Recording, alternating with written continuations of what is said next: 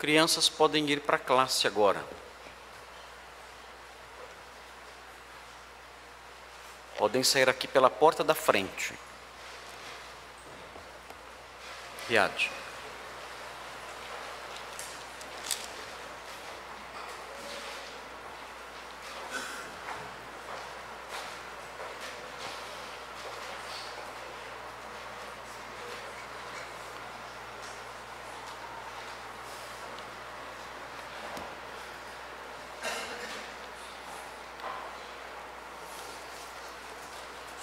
Irmãos, nós vamos ao nosso terceiro sermão sobre Gênesis 7, de 1 a 5. Hoje, os irmãos, na verdade, é um sermão só, mas é que ele ficou um pouco comprido, então eu tive que dividir em 3 domingos para poder falar sobre ele. Os irmãos devem se lembrar que eu disse que esses 5 versículos encerram algumas verdades doutrinárias, teológicas. Na realidade, eu mencionei 3 verdades doutrinárias, teológicas. Eu disse, com base no primeiro versículo, na primeira vez que falamos sobre esse assunto, sobre Gênesis 7, de 1 a 5, eu disse que Deus salva o justo do juízo. E eu disse isso com base no primeiro versículo. E nós estudamos o primeiro versículo e nós também fizemos algumas considerações acerca do que é ser justo diante de Deus, lançando mão de verdades expostas no Novo Testamento, inclusive, textos que falam sobre a justiça, sobre a justificação, sobre o homem justo diante de Deus, quem ele é. E nós fizemos isso, caminhamos aí ao longo de alguns textos, conversamos sobre essas coisas e aplicamos tudo isso à vida dos irmãos. Depois, olhando para os versículos 2 e 3, eu disse que Deus, é a segunda verdade teológica e doutrinária, eu disse que Deus tem um plano de continuidade após o juízo. Deus tem um plano de continuidade após o juízo. E eu disse isso a partir, como eu mencionei, dos versículos 2 e 3.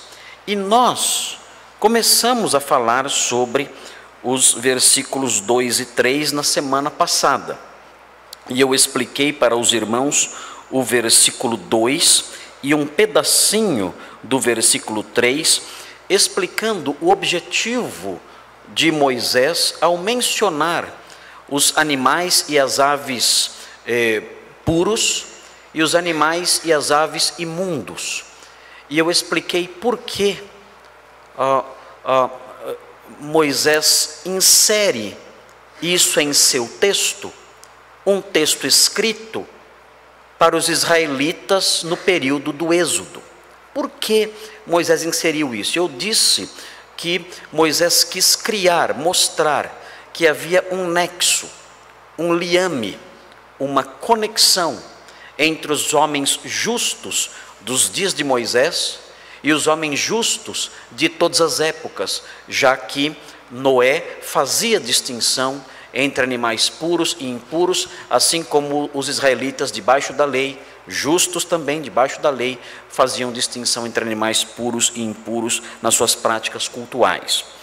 E a partir de então, nós tentamos descobrir, olhando para o Novo Testamento, qual é o liame que hoje existe e que nos liga aos homens justos do passado, fazendo com que participemos de uma linhagem santa, de uma genealogia espiritual santa, santificada. Nós olhamos para isso e descobrimos que o que nos conecta com os homens justificados e santos do passado é a fé. E nós fizemos algumas considerações também sobre alimentos que estão relacionados com animais puros e impuros. Fizemos algumas considerações também, falando acerca de práticas cultuais, como o sacrifício de animais, e por que nós não realizamos isso hoje, por que isso não serve de vínculo, de nexo entre nós e os crentes do passado. Tudo isso nós falamos olhando para o versículo 2 e um pedacinho do versículo 3. Mas essas porções do versículo 2 e do versículo 3, elas não fornecem o fundamento para a verdade que eu enunciei, a verdade principal que eu enunciei no ponto 2. Porque no ponto 2, os irmãos se recordam, a verdade principal que eu enunciei é: Deus tem um plano de continuidade após o juízo. E onde, no texto que está diante de nós, onde nos versículos, nesse pequeno bloquinho, os versículos 2 e 3, onde nós encontramos o fundamento para essa afirmação doutrinária, para essa afirmação teológica? Eu não posso criar uma afirmação teológica e forçá-la para dentro do texto. Eu não posso criar uma afirmação, uma tese teológica e forçá-la, encaixá-la de algum modo aqui. Não, isso tem que advir do texto que está diante de nós. Então, onde está isso nos versículos 2 e 3? É simples. Se você olhar o finalzinho do versículo 3, você percebe presente aqui a intenção de Deus de, depois do juízo, dar continuidade à sua criação. Vejam como isso aflora de maneira natural aqui no texto, quando nós lemos o finalzinho do versículo 3. Diz assim: para se conservar a semente sobre a face da terra. Note, fica claro aqui, o Senhor mostra para Noé essa verdade que podemos agora, à luz de toda a revelação bíblica, considerar uma verdade doutrinária e uma verdade teológica. Depois do juízo, existe continuidade. O juízo não é um juízo aniquilador, de forma absoluta e fatal, não. Mesmo trazendo destruição sobre toda a raça e sobre toda a vida que havia sobre a face da terra, Deus diz: eu vou conservar a semente sobre a face da terra. Haverá uma nova terra. Depois que as águas do dilúvio baixarem, haverá continuidade. A minha criação vai continuar a existir. Este mundo que eu criei, ele será renovado. E haverá então uma nova terra. Diferente desta verdade, muitas mudanças vão ocorrer, mas haverá uma nova terra, haverá uma continuidade depois de tudo isso. E é importante que nós percebemos que essa lição, ela é elevada a um ensino mais amplo, ela é colocada como um ensino mais amplo, quando nós vemos o juízo geral de Deus. No juízo geral de Deus nós percebemos isso. É claro que essa renovação, essa novidade, essa continuidade se aplica, é óbvio, para os redimidos. Os homens perdidos dos dias de Noé, os seus corpos ficaram lá, boiando nas águas do dilúvio. Para eles não houve uma nova terra. Para eles não houve continuidade, a não ser talvez uma continuidade espiritual, nessa outra dimensão que nós agora, com o Novo Testamento em punho, nós sabemos que existe, que é o inferno. Mas não há uma continuidade benéfica, não há uma continuidade positiva depois do juízo para essas pessoas. A continuidade benéfica, a continuidade positiva, ela só se aplica, ela só alcança os redimidos, os justos, os que escaparam do juízo de Deus. Para estes sim, existe uma continuidade. E isso é importante nós entendermos. É importante nós entendermos a existência de uma continuidade depois do juízo, de uma continuidade depois da dor, de uma continuidade depois que a mão de Deus pesa sobre nós, porque se não fizermos isso, se não tivermos isso em mente, nós podemos cair em desespero. As pessoas que entendem que a soma de todos os males, quando recaem sobre alguém, esse é o fim de tudo, a calamidade, a morte, sobrevindo a alguém, isso é o fim de tudo. Essas pessoas desenvolvem um modo de vida extremamente reprovável, extremamente imoral, extremamente desonroso. Quando nós olhamos para o fim da vida, pensamos, todos nós aqui vamos passar pela morte, ninguém vai escapar disso, todos nós vamos enfrentar esse último inimigo,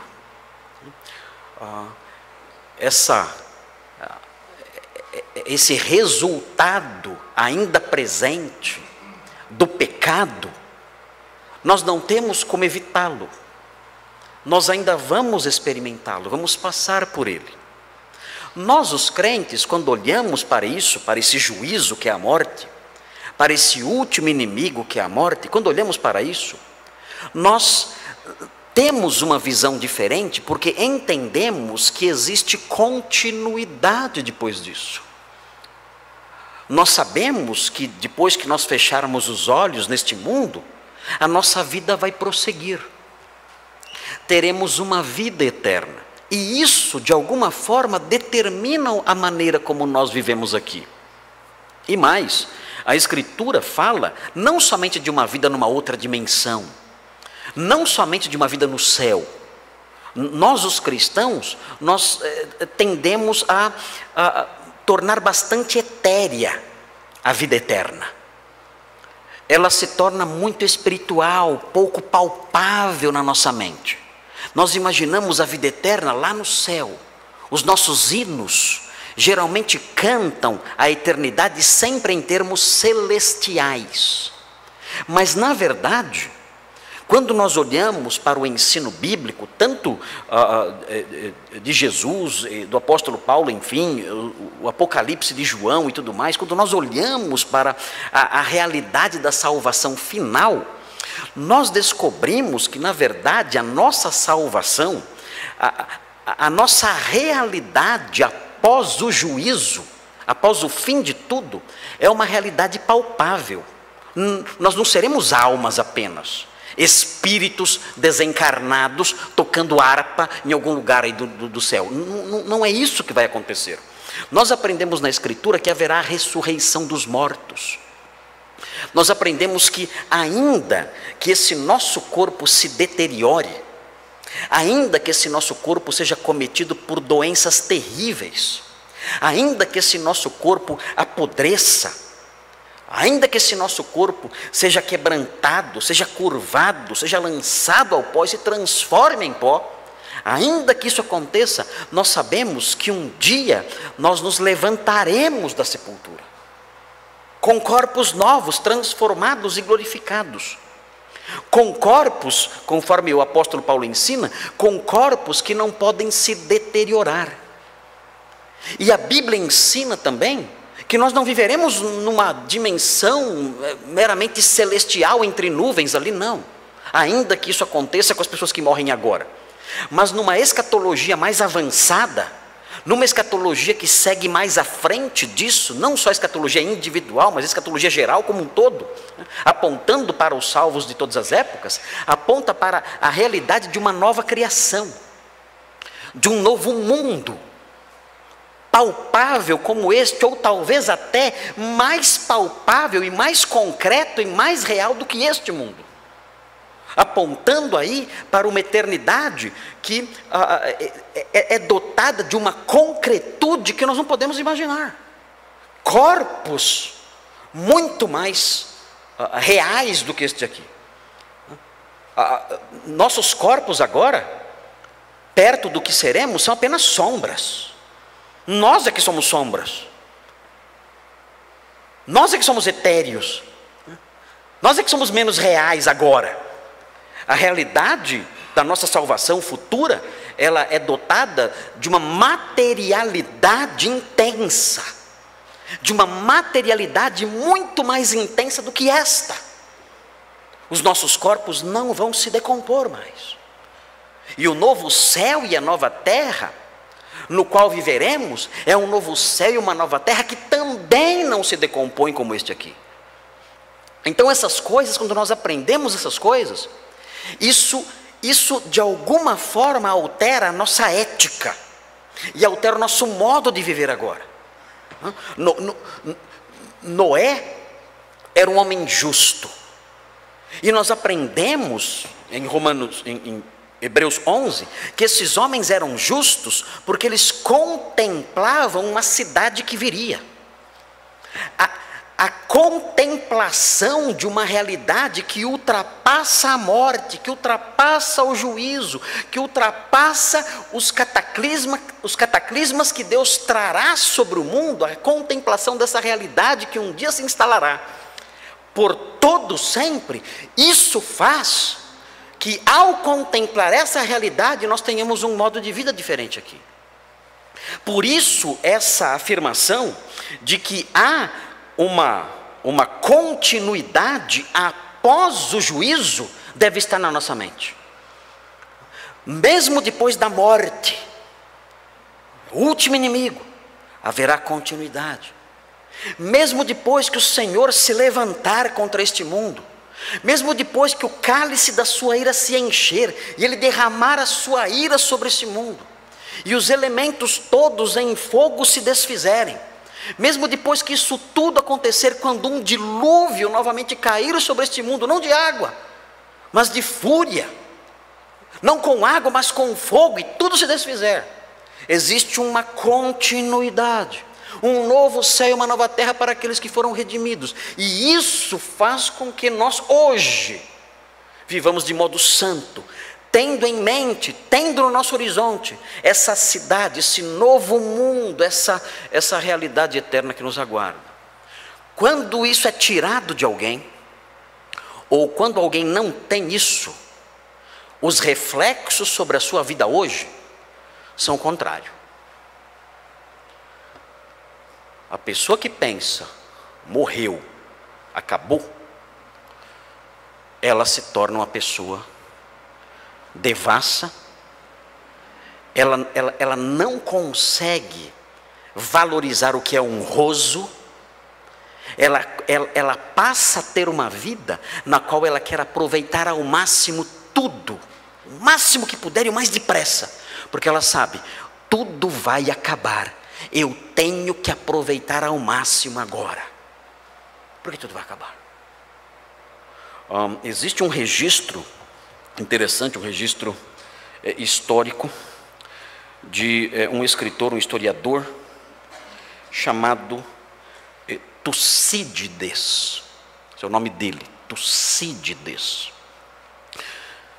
E Tucídides, ele viveu no século V, no quinto século antes de Cristo, e ele escreveu uma obra chamada História da Guerra do Peloponeso, na Grécia. E ele narra essa história em alguns livros, e no livro 2 da História da Guerra do Peloponeso, de Tucídides, ele fala sobre uma doença que veio sobre os atenienses. Ele descreve a doença, os médicos até hoje tentam descobrir que doença é essa. Era uma peste terrível, algo assim, nunca visto. Muitas e muitas pessoas morreram, a população de Atenas foi dizimada por essa terrível peste. E Era uma doença tão terrível que as aves que começaram a comer os cadáveres das pessoas que haviam morrido com essa doença, de acordo com Tucídides, essas aves desapareceram, morreram todas. Era uma doença avassaladora.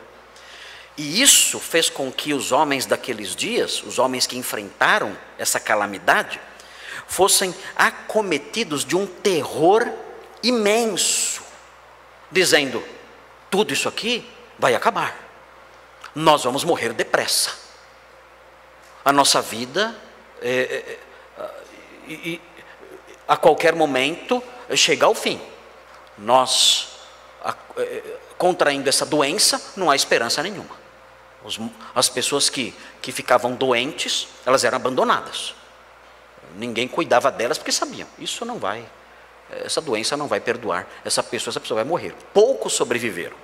Mas o que é interessante no relato de Tucídides é a reação das pessoas, o comportamento delas diante da iminência da morte. Eu vou ler um trechinho aqui para vocês do que Tucídides percebeu nesse ambiente de juízo, nesse ambiente de morte, em que as pessoas viam que iam morrer depressa, que não havia esperança nenhuma, não havia vida além, na visão delas, não havia vida além, tudo iria acabar. Vejam como elas se comportavam. O texto de Tucídides, eu vou ler no livro 2, a seção 53, do livro 2, da história da guerra do Peloponeso, sobre a peste em Atenas. Então diz assim o historiador Tucídides, século V a.C., ele fala assim: de um modo geral, a peste introduziu na cidade, pela primeira vez, a anarquia total. Atenas virou um Brasil. Virou um Brasil. A peste introduziu na cidade, pela primeira vez, a anarquia total. Ele prossegue: ousava-se com a maior naturalidade e abertamente aquilo que antes só se fazia ocultamente. Já viram isso em algum lugar? Ousava-se com a maior naturalidade e abertamente aquilo que antes só se fazia ocultamente, vendo-se quão rapidamente mudava a sorte, tanto a dos homens ricos, subitamente mortos, quanto a daqueles que antes nada tinham e num momento se tornavam donos dos bens alheios. Porque os ricos morriam, naquela época não tinha inventário, nada disso, né? Morreu, eles invadiam, pegavam as coisas. Então mudava-se a sorte das pessoas, tudo era muito incerto, não havia segurança jurídica nenhuma. Então as pessoas ousavam fazer coisas que antes elas não faziam. Prossegue Tucídides: todos resolveram gozar o mais depressa possível todos os prazeres que a existência ainda pudesse proporcionar. E assim satisfaziam os seus caprichos, vendo que suas vidas e riquezas eram efêmeras. Eles diziam: nós vamos morrer, acabar logo. O que temos que fazer? É simples. Lembra que Paulo escreveu 5 séculos depois? Comamos e bebamos, mas não é para comer e beber pouco. Comamos e bebamos o máximo que der. Caiamos realmente nas mais terríveis e sórdidas orgias, porque amanhã morreremos. E eles fizeram isso. E prossegue: ninguém queria lutar pelo que antes consideravam honroso, pois todos duvidavam de que viveriam o bastante para obtê-lo. O prazer do momento, como tudo que levasse a ele, tornou-se digno e conveniente. O temor dos deuses e as leis dos homens já não detinham ninguém, pois vendo que todos estavam morrendo da mesma forma, as pessoas passaram a pensar que impiedade e piedade eram a mesma coisa. Além disso, ninguém esperava estar vivo para ser chamado a prestar contas e responder por seus atos. Ao contrário, todos acreditavam que o castigo já decretado contra cada um deles e pendente sobre suas cabeças era pesado demais e que seria justo, portanto, gozar os prazeres da vida antes da sua consumação. A leitura que fizeram foi essa. O que nós temos de prazer está à nossa disposição aqui e agora. Vamos aproveitar isso ao máximo. Comamos e bebamos. Amanhã morreremos. Vamos cair na bagunça. E foi o que fizeram. E Tucídides diz que houve uma anarquia completa na cidade. Mesmo pessoas antes decentes se tornaram pessoas de um comportamento absolutamente vergonhoso por causa dessa visão. Irmãos, essa visão daqueles homens em Atenas é a visão que permeia a nossa sociedade. O nosso mundo, a nossa cidade, o nosso estado, o nosso país, o nosso mundo como um todo, entende que não há uma vida além. Não existe nada além desta vida. Que a sepultura põe termo em tudo. E por causa disso, então, essas pessoas vivem como animais. Para elas não importa se algo é honroso ou não. Elas fazem à luz do dia aquilo que para nós é vergonhoso só pensar. Mas elas fazem à luz do pleno dia. Por quê? Porque elas têm um coração vazio de qualquer esperança. Agora, nós que somos crentes temos uma visão diferente. Nós sabemos que há lutas nesta vida. Nós envelhecemos, nós enfrentamos enfermidades terríveis, nós enfrentamos problemas na nossa família, os nossos queridos padecem, e isso nos afeta profundamente. Nós vivemos na iminência daquilo que é mal. Nós vivemos com medo, e esse medo eventualmente se concretiza. O tempo vai passando, na medida em que a nossa idade vai chegando, novos medos começam a surgir. Nós vamos ao médico e pegamos um envelope, levando um envelope, e temos medo de abrir o envelope e saber o que ele vai dizer.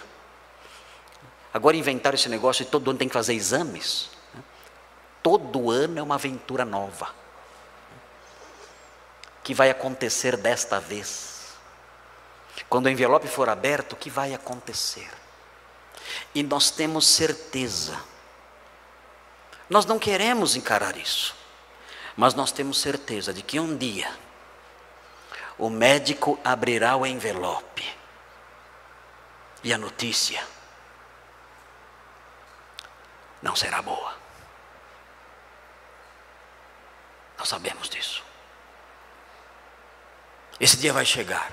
A grande questão, o grande mistério é: quando vai ser? Está perto ou está longe esse dia? Mas esse dia vai chegar. Nós sabemos disso. No entanto, nós como crentes, nós temos uma verdade teológica que consola o nosso coração e que nos ajuda a prosseguir. E que verdade é essa? Nós sabemos que depois do dilúvio sempre haverá para nós, sempre, a brisa do fim da chuva, um dia ensolarado, uma nova terra, um novo céu, uma nova terra, onde viveremos felizes sempre, numa bem-aventurança sem fim. Nós sabemos disso, é isso que nos consola. O apóstolo Paulo dizia: ainda que a nossa casa terrestre se desfizer, nós temos da parte de Deus uma outra habitação eterna Nós temos isso. E ele prossegue dizendo: por isso nós não desanimamos. Ele diz: por isso nós prosseguimos. Por isso nós não temos medo. Por isso nós vamos em frente. Porque nós sabemos que ainda que tudo se desfaça, nós temos uma realidade perene depois do dilúvio, depois que as águas baixarem. E para nós que somos crentes, as águas sempre vão baixar, sempre. Toda a tribulação nossa, inclusive a última, que é a morte, todas elas sempre serão sucedidas de bem-aventurança, de esperança, de consolo, de concretização da esperança e de consolo. Quando nós olhamos para a escatologia, de um modo geral, a escatologia ampla, nós aprendemos em 2 de Pedro, veja na sua Bíblia, 2 de Pedro, mostrando essa realidade, a realidade de um juízo que é seguido por uma nova terra. Veja o que diz 2 de Pedro, nós já lemos esse texto em outras ocasiões aqui na nossa igreja. Veja o que diz 2 de Pedro 3, acompanhe a leitura. Um texto especial, um texto maravilhoso que nós aprendemos aqui. Ele é marcado por essa realidade, por esse ensino acerca da continuidade. Veja o que diz 2 de Pedro 3:10. Diz assim: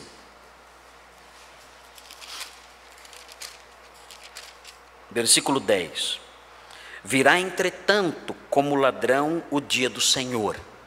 Dia do Senhor aqui falando sobre o juízo, no qual os céus passarão com estrepitoso estrondo, é o juízo, e os elementos se desfarão abrasados, também a terra e as obras que nela existem serão atingidas. Tudo vai acabar, tudo que você vê vai acabar, tudo que você tem, tudo que cerca você, tudo isso será levado pela fúria de Deus. Versículo 11: visto que todas essas coisas hão de ser assim desfeitas, deveis ser tais como os que vivem em santo procedimento e piedade, esperando e apressando a vinda do dia de Deus, por causa do qual os céus incendiados serão desfeitos e os elementos abrasados se derreterão. Ele prossegue falando sobre o juízo, um juízo terrível que vai acabar com tudo, pior do que o dilúvio dos dias de Noé. Mas ele diz no versículo 13, aquilo que temos frisado aqui, a continuidade. Ele diz: nós, porém, versículo 13, segundo a sua promessa, esperamos novos céus e nova terra, nos quais habita justiça. A continuidade depois do juízo. E quem desfruta disso? O homem justo, aquele que entrou na arca de Deus. Esse tem essa esperança. Meus irmãos, nós não temos que viver com medo. Sempre depois do vendaval, sempre haverá um dia ensolarado. O apóstolo Paulo diz no capítulo 13 de Romanos, ele fala: vai alta a noite, vai alta a noite. Mas ele diz: mas o dia logo vem, e a estrela da alva vai brilhar nos nossos corações. Depois da noite vem o dia escatológico, o dia do livramento, o dia de Deus. Nós podemos ter essa esperança. Nós não podemos nos abater diante de tantos males que nos sobrevêm. Nós não podemos nos abater diante de tantos problemas que nos cercam. Nós devemos sempre lembrar que mesmo depois do maior dilúvio que poderá vir sobre nós, haverá continuidade, e uma continuidade gloriosa. O livro do Apocalipse fala sobre isso no capítulo 20. Veja o que diz Apocalipse 20. Veja como a nossa esperança é rica.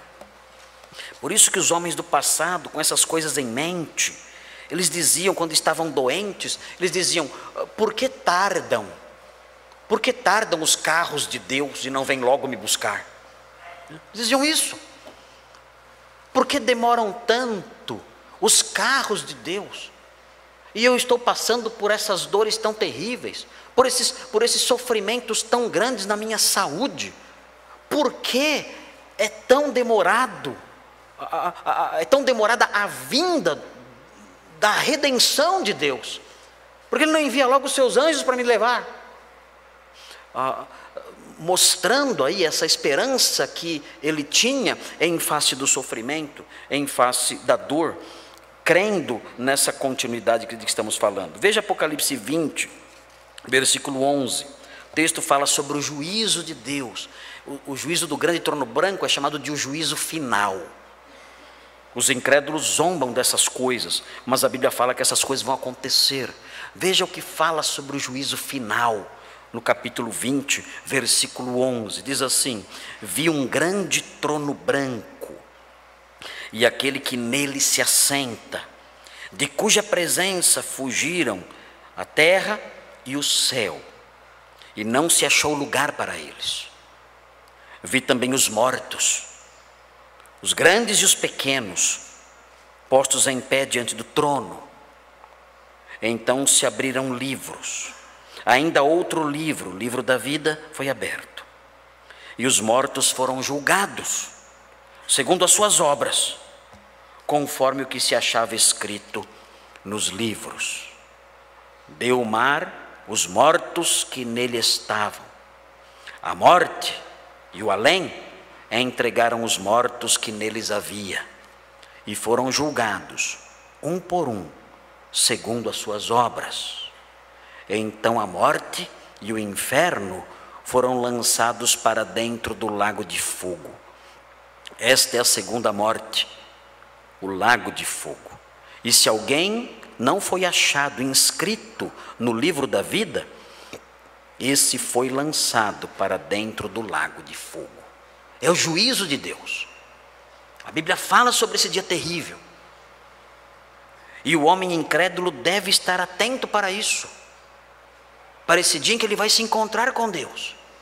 Mas vejam como continua o texto. O texto fala que depois desse juízo existe continuidade. Vejam como prossegue o texto, como o texto sai dessa nebulosidade toda e prossegue numa descrição maravilhosa. Ele diz: vi novo céu e nova terra. É o que acontece depois do juízo. Pois o primeiro céu e a primeira terra passaram, e o mar já não existe. Vi também a cidade santa, Nova Jerusalém, que descia do céu, da parte de Deus, ataviada como noiva adornada para o seu esposo. Então ouvi grande voz vinda do trono, dizendo: eis o tabernáculo de Deus com os homens. Deus habitará com eles. Eles serão povos de Deus, e Deus mesmo estará com eles. E lhes enxugará dos olhos toda lágrima, e a morte já não existirá. Já não haverá luto, nem pranto, nem dor, porque as primeiras coisas passaram. Depois do juízo, continuidade. E isso deve nos confortar, isso deve nos consolar, nós que somos redimidos, nós que somos da linhagem de Noé, nós que somos da família dos justos. Nós devemos sempre lembrar disso. O nosso fim é um fim feliz e sem fim. Nosso fim é um fim bem-aventurado e sem fim. Nós podemos prosseguir, nós não precisamos nos render ao temor, ao medo, à tristeza, à angústia, ao desespero, nada disso. Nós podemos seguir em frente, olhando para esse horizonte maravilhoso que existe, sabendo que haja o que houver, venha o que vier, o nosso fim será um fim maravilhoso e um fim sem fim. E o texto então termina nos versículos 4 e 5, e os versículos 4 e 5 evocam uma terceira verdade doutrinária, uma terceira verdade teológica. É uma verdade doutrinária, uma verdade teológica que nós não gostamos muito. É uma verdade teológica que nos incomoda um pouco, mas ela existe e nós, como crentes maduros, nós temos que acolhê-la. A terceira verdade doutrinária e teológica, fundamentada nos versículos 4 e 5, é a seguinte: Deus tem o direito de aplicar o juízo. Talvez os irmãos não estranhem muito essa verdade teológica. Deus tem o direito de aplicar o juízo. Mas quando nós olhamos para esses versículos, nós descobrimos por que Ele tem o direito de aplicar o juízo. Veja o que diz o versículo 4. O texto diz assim: porque daqui a 7 dias, é um período que Deus deu para Noé se preparar. A arca estava pronta, Noé tinha que acomodar os animais dentro da arca. Deus já havia dito: olha, coloque os animais lá em pares. E Noé teria 7 dias para fazer isso. Era talvez não muito tempo, mas o senso é de urgência. O que existe nesse versículo é urgência. E outro fator que existe neste versículo é a forte presença da primeira pessoa do singular. Deus está atraindo, Deus está colocando sobre si a responsabilidade de tudo o que vai acontecer agora. Ele diz: porque daqui a 7 dias farei chover. Ele afirma que Ele vai fazer isso. Isso é enfático, a primeira pessoa do singular é enfática aqui: eu farei chover. As pessoas perguntam: quem traz essas calamidades todas? A gente viu aí furacão, Irma e outras coisas, né? Eu escrevi até uma pastoral chamada O Senhor dos Furacões. Dá até para fazer um filme com esse nome, né? O Senhor dos Furacões. Quem faz essas coisas? Quem faz chover? Quem cria as grandes tempestades? Nós aprendemos aqui uma lição acerca disso. Deus traz as grandes calamidades. A maior calamidade que já aconteceu neste mundo, que destruiu toda a humanidade, toda a vida sobre a terra, foi causada diretamente, propositalmente, por Deus. Ele disse: eu farei chover dentro de 7 dias. E Ele faz isso. Eu coloquei na pastoral que os ventos obedecem à sua vontade. Eu mencionei na pastoral o livro de Jonas. Jonas estava fugindo. Deus fez o quê? Deus enviou. É interessante, esta palavrinha, esse verbo aparece sempre no livro de Jonas. Deus enviou uma tempestade. Depois Ele enviou um peixe. Quem controla as tempestades? Ele envia a tempestade. Ele enviou um peixe. Quem controla os peixes? Ele controla os peixes. Depois Ele enviou uma planta, uma boboreira. Quem controla as plantas? Ele. Depois Ele enviou um verme. Quem controla os vermes? Ele. Depois Ele enviou um vento oriental que incomodou Jonas. Quem controla os ventos? Ele. Ele controla tudo. E o livro de Jonas mostra Deus enviando uma grande tempestade, os marinheiros desesperados por causa daquela calamidade. E Deus enviou aquilo, irado que estava. E agora nós vemos aqui, nós olhamos para o livro de Gênesis e vemos isso aqui, o Senhor dizendo: eu farei chover sobre a terra. Eu sou o responsável por isso. E é curioso notar que quando nós olhamos para o capítulo 2, nós criamos a suspeita de que isso iria acontecer pela primeira vez na história da humanidade. O texto diz em Gênesis 2, versículo 5, o texto diz assim, Gênesis 2, 5: não havia ainda nenhuma planta do campo na terra, pois ainda nenhuma erva do campo havia brotado, porque o Senhor não fizera chover sobre a terra, e também não havia homem para lavrar o solo. Há quem diga que nessa época, no início, nos primórdios da humanidade, à luz da história bíblica, não havia chuva. Havia uma neblina que regava a terra. Não sabemos. Talvez seja forçar demais, extrair demais, fazer o texto dizer mais do que ele fala. Mas se isso for verdade, a chuva do dilúvio foi uma experiência inédita. Os homens não entenderam o que estava acontecendo. Ele diz: eu farei chover.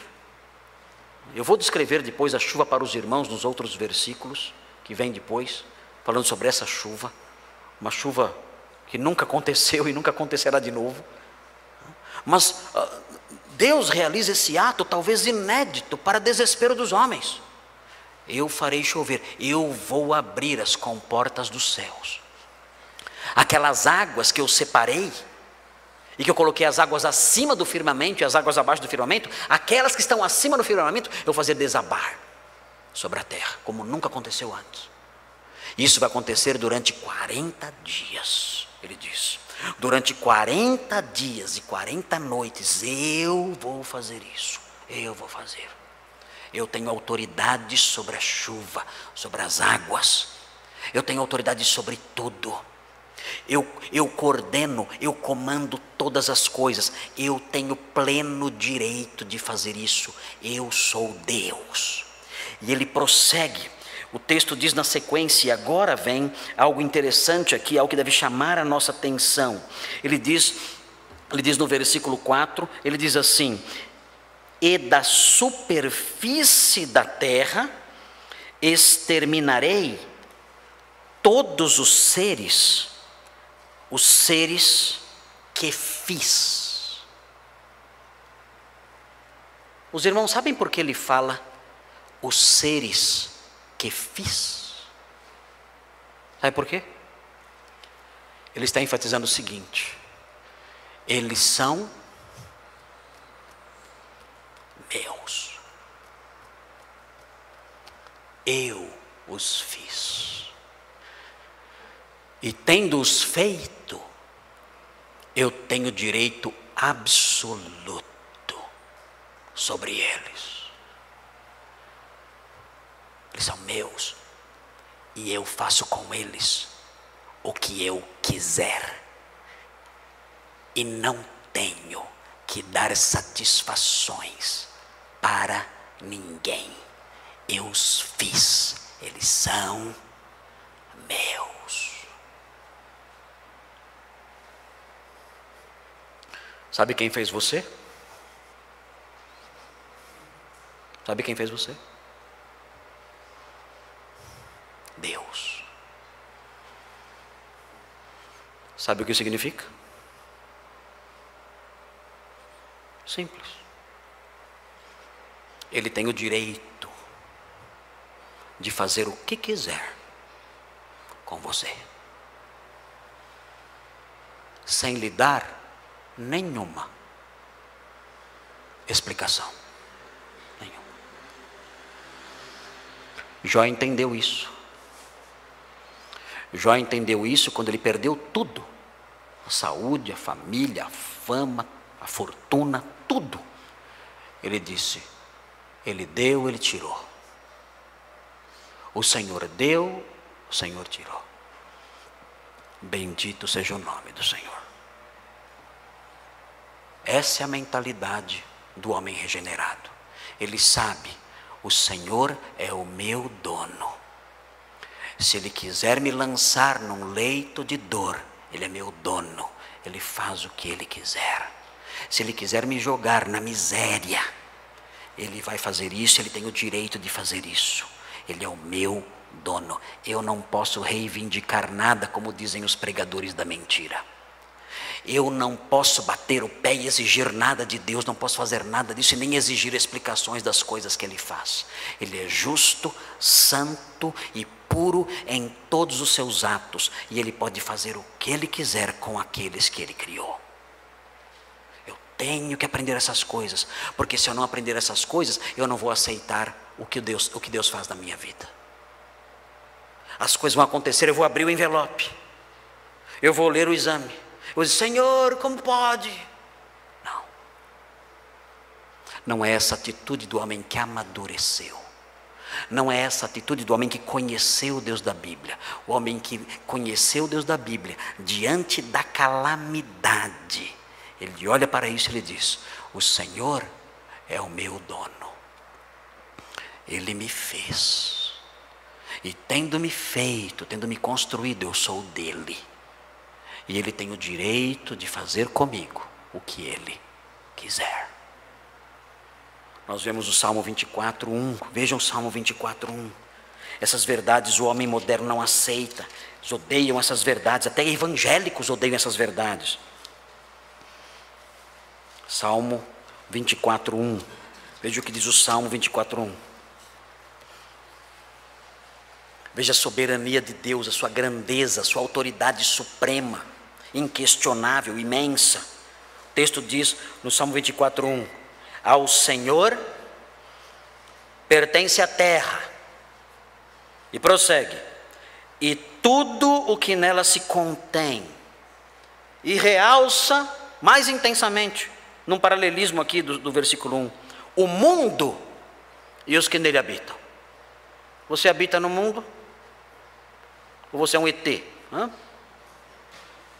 Você habita no mundo? Muito bem. Ao Senhor pertence a terra e tudo que nela se contém, o mundo e os que nele habitam. Ele dá vida e ele mata. Ele levanta e lança no chão. Ele faz o que ele quer. Ele é o dono de tudo que há. Vejam Salmo 103, 19. Salmo 103, 19. Vejam como o Senhor age. Vejam o que diz o texto. Isso aqui é verdade. Isso aqui não é algo que ficou para trás, que mudou agora. Não, isso continua. Salmo 103, 19. Diz assim: nos céus estabeleceu o Senhor o seu trono, e o seu reino domina sobre tudo. O Senhor governa, o Senhor reina, o Senhor domina todas as coisas. Nós devemos entender que Deus tem, entre aspas, o direito de fazer tudo, porque Ele governa, Ele reina. Salmo 104, aí logo na mesma página você vê o Salmo 104, versículo 27. Vejam como Deus age, como Ele administra as coisas no seu universo. O texto diz assim, versículo 27, Salmo 104: todos esperam de ti, que lhes dês de comer a seu tempo. Se lhes dás, eles o recolhem. Se abres a mão, eles se fartam de bens. Se ocultas o rosto, Ele pode fazer isso? Pode. Eles se perturbam. Se lhes cortas a respiração, Ele pode fazer isso? Pode. Eles morrem e voltam ao seu pó. E o versículo 30: envias o teu espírito, eles são criados, e assim renovas a face da terra. Ele faz o que Ele quer. Ele reina, Ele é Deus, Ele é o Todo-Poderoso. O apóstolo Paulo, em Romanos 9, o texto mais odiado pela igreja de hoje. Como os homens tentam perverter esse texto hoje em dia. Os homens pegam esse texto e mudam tudo, tentam mudar as palavras, tentam construir outras coisas, fazem acrobacias, forçam sentidos, tentam inserir significados novos naquilo que o apóstolo Paulo disse, mas o texto permanece forte, sólido e inabalável, dizendo uma coisa só: que Deus é dono de tudo, Ele faz o que Ele quer. O texto diz em Romanos 9, versículo 18: logo tem Ele misericórdia de quem quer, e também endurece quem lhe apraz. De onde vem essa autoridade? De onde vem essa autoridade de ter misericórdia de quem quer e também endurecer a quem lhe apraz? Vem do fato dele ser dono de tudo. Tudo é meu. Eu faço o que eu quero com o que é meu. Versículo 19 fala: tu, porém, me dirás, de que se queixa ele ainda? Pois quem jamais resistiu à sua vontade? Aqui existe um interlocutor imaginário contrariando esse ensino, dizendo: isso é um absurdo. Como é que Deus pode endurecer alguém e depois condenar essa pessoa? Como é que Deus pode endurecer um coração e depois ainda atacar essa pessoa porque ela tem um coração duro? E então o apóstolo Paulo responde no versículo 20 o seguinte: quem és tu, homem, para discutires com Deus? Quero responder essa pergunta? Alguém quer responder essa pergunta? Quem és tu para discutires com Deus? Ele é dono de tudo. Ele faz o que quer. Você quer discutir com Deus? quer debater os seus atos, quer julgar as suas ações, quer colocá-lo no banco dos réus e definir o que é certo e o que é errado, o que ele deve ou não fazer. É isso? Paulo prossegue dizendo: porventura pode o objeto perguntar a quem o fez: por que me fizeste assim? O objeto tem esse direito. O objeto pode olhar para quem o fez e dizer: por que você me fez assim? Eu não aceito o meu formato. Você não tem o direito de fazer isso. Que absurdo é esse? Não, não tem. Ele não pode, o objeto não pode fazer isso. Versículo 21. Ou não tem o oleiro direito sobre a massa, para do mesmo barro fazer um vaso para a honra e outro para a desonra? Que diremos, pois, se Deus, querendo mostrar a sua ira e dar a conhecer o seu poder, suportou com muita longanimidade os vasos de ira preparados para a perdição? Ele os preparou para isso, a fim de que também desse a conhecer as riquezas da sua glória em vasos de misericórdia, que para a glória preparou de antemão, os quais somos nós, a quem também chamou, não só dentre os judeus, mas também dentre os gentios. Ele diz: Deus faz o que quer. Se Ele quis mostrar a sua ira em alguns, Ele tem o direito de fazer isso. Ele quer mostrar a sua graça em outros, Ele tem o direito de fazer isso. Você não pode se aproximar de Deus e dizer: o que você está fazendo? Que absurdo é esse? Por quê? Porque Ele é o dono de tudo, Ele é o oleiro, Ele é o dono do barro, Ele é o dono do vaso, Ele faz o que Ele quiser. E quando nós olhamos para o texto de Gênesis 7, nós aprendemos isso. Deus diz: eu vou destruir tudo o que eu fiz, é meu, e eu vou destruir.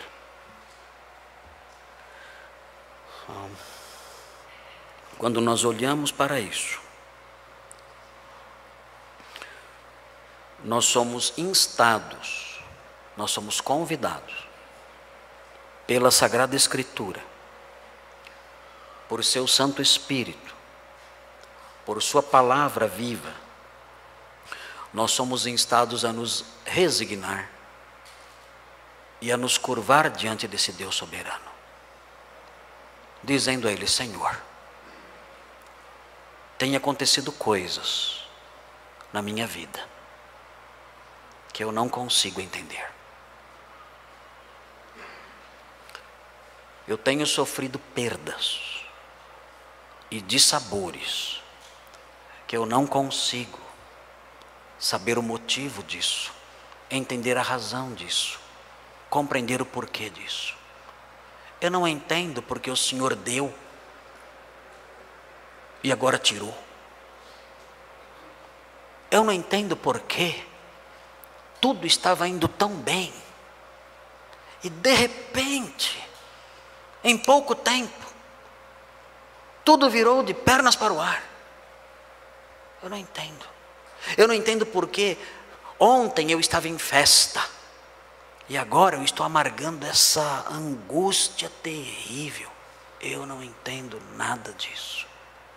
Mas uma coisa eu sei: o Senhor está no seu trono. O Senhor é um rei soberano. O Senhor é o dono de tudo, inclusive da minha vida. E o Senhor tem o direito de fazer o que o Senhor quiser, de dar e de tirar, de conceder a respiração e cortar a respiração, de fazer sorrir e de fazer chorar. E seja pelo riso ou seja pelo choro, o Senhor, que é o dono sábio de tudo, ao Senhor, que é o Rei soberano de todas as coisas, eu digo: obrigado. Obrigado pelo choro, obrigado pela perda, obrigado pela noite, porque o Senhor é dono de tudo. Texto de Gênesis 7, nos mostra isso. Eu farei essas coisas com tudo que eu fiz. São meus. E eu, como Deus, posso fazer essas coisas. Você deve considerar as perguntas que são levantadas em Gênesis 7, de 1 a 5. Primeira pergunta, conforme dissemos quando estudamos o versículo 1. Você já entrou na arca da redenção? Essa é uma pergunta crucial que emana do versículo 1. Você já entrou na arca da redenção? Uma pergunta importante quando nós lembramos dos versículos 2 e 3. Você consegue contemplar a vida sob a perspectiva do que vem depois do juízo? Sob a perspectiva maravilhosa, brilhante, gloriosa do que vem depois do dilúvio? Você consegue interpretar a vida e a sua história e tudo que há, se alegrando e se enchendo de esperança e gratidão por aquilo que acontecerá depois do dilúvio? Você tem essa esperança ou não? E em terceiro lugar, você abriga em seu peito a verdade de que Deus é o dono de tudo e pode fazer o que quiser? Ou você nutre uma rebelião contra Ele, não aceita, não se conforma com o que Ele faz? Você tem essa disposição em seu coração de aceitar tudo que o Senhor faz, sabendo que Ele é Rei, sabendo que Ele é soberano, sabendo que Ele é Deus de verdade? Vamos orar, pedindo a Deus que engendre no nosso coração essas verdades tão importantes. Senhor Deus, obrigado pelo texto de Gênesis 7, especialmente por essas coisas que aprendemos nesta noite. Nós queremos te louvar porque nós sabemos que há uma continuidade depois do juízo. Ajuda-nos para que nos momentos de dificuldade e perda, que nós nos lembremos que há um final realmente bem-aventurado e perene para aqueles que entraram na arca da sua salvação. Pedimos também que o Senhor nos ajude a compreender a sua soberania e o seu senhorio, que o Senhor é o dono de tudo o que há, que o Senhor pode fazer o que quiser com a sua criação, que olhemos para isso com alegria e confiança, nos deleitando na verdade de que temos um Deus poderoso, Senhor de tudo, que controla tudo conforme a sua soberana graça e a sua imensa sabedoria. E que, de posse desses pensamentos, possamos interpretar as coisas que acontecem conosco sob essa perspectiva, sabendo que o Senhor é Senhor e dono de tudo, e tem o direito de fazer o que quiser com as suas criaturas. Ajuda-nos a entender essa realidade, a nutrir na nossa mente essa visão do Senhor. Livra-nos das superstições, livra-nos dos deuses falsos que os homens inventam por aí, livra-nos dessas caricaturas que falsos mestres inculcaram nas pessoas da igreja moderna. Ajuda-nos, ó Deus, a ter a visão da sua palavra acerca do Senhor e que diante dela nos curvemos, sabendo que o Senhor é sábio e é dono de tudo, e assim humildes aceitemos a sua obra em nossa vida, com louvor nos nossos lábios. Nós pedimos essas bênçãos, em nome de Jesus. Amém.